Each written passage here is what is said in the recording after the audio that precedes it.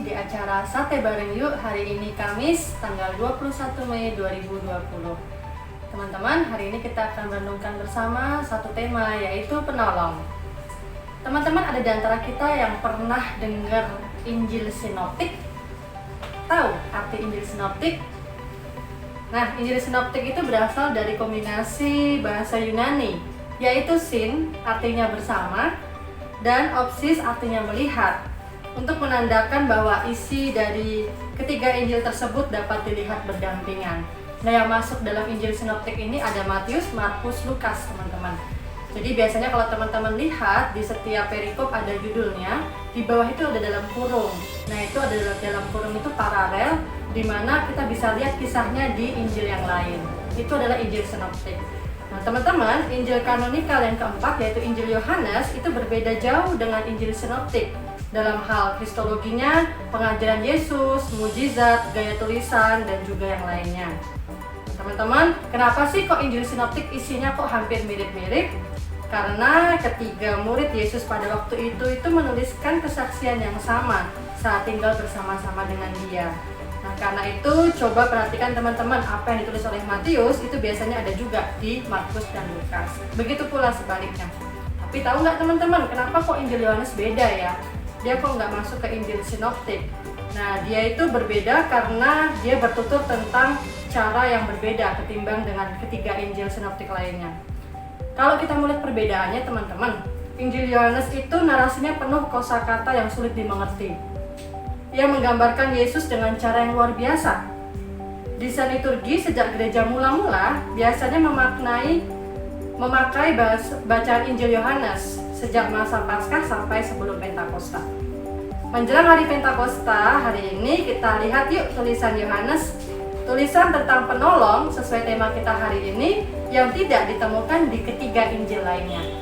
Yuk kita sama-sama buka teman-teman di Yohanes 14 ayat 15 sampai dengan 17. Kita baca sama-sama ya. 1, 2, 3. Yohanes 14 ayat 15 sampai dengan 17. Jikalau kamu mengasihi aku, kamu akan menuruti segala perintahku. Aku akan minta kepada Bapa, dan Ia akan memberikan kepadamu seorang penolong yang lain, supaya Ia menyertai kamu selama-lamanya, yaitu Roh kebenaran. Dunia tidak dapat menerima Dia, sebab dunia tidak melihat Dia dan tidak mengenal Dia. Tetapi kamu mengenal Dia, sebab Ia menyertai kamu dan akan diam di dalam kamu. Teman-teman, kata penolong dalam bahasa Yunani disebut parakleton atau advokat atau pembela. Penolong adalah sosok yang dijanjikan Yesus yang akan datang setelah Ia pergi. Nah, sebelum kita membahas soal penolong, yuk kita lihat sejenak kata tinggal di sini atau berdiam yang khas tulisan Yohanes. Teman-teman tahu nggak, kata tersebut itu sering banget ditulis loh, sampai 63 kali. Dan kisahnya itu kita lihat ketika murid-murid mengikuti Yesus dan bertanya, di mana Ia tinggal? Lalu Yesus mengajak mereka dan mengajak tinggal bersama-sama dengan Dia. Nah, kita pun biasa teman-teman ya, kalau kita lagi kenal dengan seseorang, pasti kita nanya, rumah lu di mana? Begitu ya. Oh, rumah gua di Angke, misalnya seperti itu. Nah, bagaimana nih teman-teman kalau kita yang dekat dengan Yesus? Tentu saja Ia akan tinggal bersama dengan kita, dan bahkan kita pun diajak tinggal di dalam Yesus. Itulah pola pemuritan yang berlaku sampai saat ini teman-teman. Dan untuk memampukan kita, maka Yesus memberi kita penolong yang merupakan Roh kebenaran.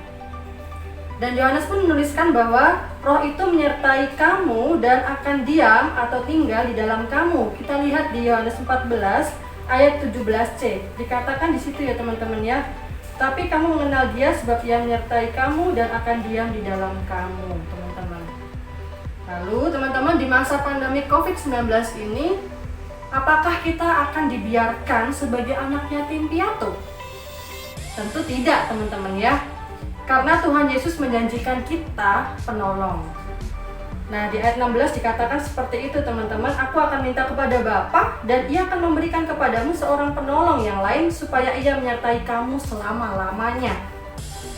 Nah teman-teman, itulah sebabnya dituliskan dunia tidak melihat dan mengenalnya, tetapi kita yang mengasihinya akan mengenal Dia, teman-teman. Sekali lagi, jika kita mengenal Yesus dan mengasihinya, kita tidak sekedar tinggal bersama, teman-teman, tetapi tinggal di dalamnya. Sekali lagi saya katakan, jika kita mengenal Yesus dan mengasihi Dia, kita tidak sekedar tinggal bersama Dia, tetapi tinggal di dalamnya. Nah teman-teman, sukacita kita hari ini bahwa roh kebenaran itu tinggal, menyertai dan diam di dalam hati kita. Di ayat 17b dikatakan seperti itu. Nah, ini yang membuat kita terus berkarya, baik sebagai remaja pemuda dan juga sebagai orang-orang yang dikasih Tuhan, yang dipilih Tuhan untuk melanjutkan pekerjaannya bersama penolong yang menyertai kita baik selaku pribadi maupun sebagai jemaat GKI Kanaan. Janji penyertaannya itu teman-teman terus berlangsung hingga saat ini. Ia penolong, Ia pelindung, Ia penghibur, dan pemberi kebenaran bagi kita semua. Komitmen penyertaan itu tetap berlaku bagi kita semua teman-teman, juga bagi GKI Kanaan yang terus dipimpin oleh Tuhan Yesus, Sang Kepala Gereja, sampai usianya yang ke-46 tahun ini. Selamat mengalami pertolongan melalui Roh Kudus. Selamat ulang tahun GKI Kanaan yang kita cintai. Selamat Hari Pentakosta, Tuhan memberkati. Halo guys, itu tadi renungan kita hari ini. Semoga renungan hari ini bisa jadi berkat ya. Jangan lupa, besok kita juga bakal saat teduh bareng di channel ini. Ayo kita bagikan materi saat teduh ini ke teman-teman yang lain, supaya lebih banyak orang yang dapat berkat. Jangan lupa juga, hari Sabtu kita bakal ada Zoom Fellowship jam 7 malam. Teman-teman bisa melihat grup WA dan lain untuk mendapatkan Zoom meetingnya. Have a blessed day. Tuhan Yesus memberkati.